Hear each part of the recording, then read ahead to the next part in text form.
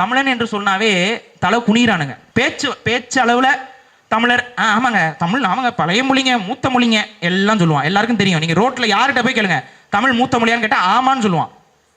ஆனால் அவரிடம் உங்கள் குழந்தை எங்கே படிக்கணும், உங்கள் குழந்தைக்கு தமிழ் நன்றாக எழுத படிக்க தெரியுமான்னு கேளுங்க. அது படிக்க எழுத தெரிஞ்சு என்னங்க பிரயோஜனம் அப்படிமா. இதுதான் தமிழரோட உளவியல். இந்த உளவியல் சிதைத்தது வேற யாரும் அல்ல, இந்த ஈவேரா. இந்த ஈவேரா மட்டும் இல்லாமல் இருந்திருந்தால் இந்த சிதைவு யாராலையும் இது மாதிரி நடந்திருக்காது. காரணம், தொடர்ச்சியாக தமிழ் விரோத செயல்களையும் தமிழ் விரோத கருத்துக்களையும் பொது வழியில் இவர்களிடம் அன்றைக்கு ஊடகம் இருந்தது, இவர்களிடம் வெளிச்சம் இருந்தது, போட்டு பரப்பி பரப்பி பரப்பி தமிழர்கள் மத்தியில் அந்த உயர்ந்த சிந்தனையை ஒழிச்சு விட்டாங்க.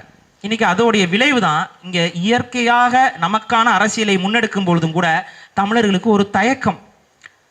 இதில் ஒரு கொடுமையான ஒரு நிகழ்வு என்ன தெரியுங்களா? தமிழ் தேசியம் பேசி கொண்டிருக்கவர்கள் கூட எனக்கு தெரியுங்க. நான் 2012-13 தான் தமிழ் தேசியம் தொடங்குது. எனக்கு 2009 நான் வரல.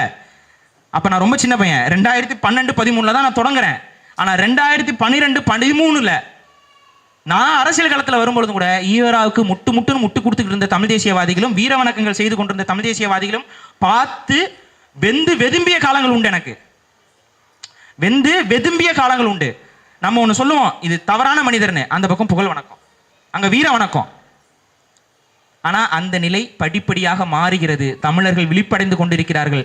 புகழ் வணக்கமும் வீர வணக்கமும் வைத்தவர்கள் கூட இன்னைக்கு அந்த முரண்களின் மூட்டையை கொஞ்சம் கொஞ்சமாக அவிழ்க்க தொடங்கி விட்டார்கள். கொட்டுவதெல்லாம் குப்பை குப்பை குப்பை. இந்த குப்பை தான் அந்த ஈவேராங்கிற அந்த மூட்டைக்குள்ள இருக்கு.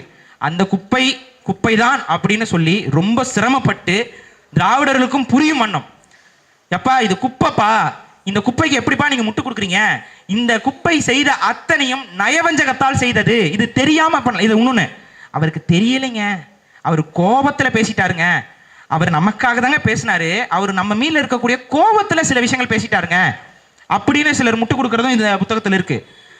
ஆனா அது இல்ல, முழுக்க இந்த நபர் செய்தது திட்டமிட்ட தமிழின அழிப்பு அப்படிங்கிறத இந்த புத்தகம் நிறுவுது.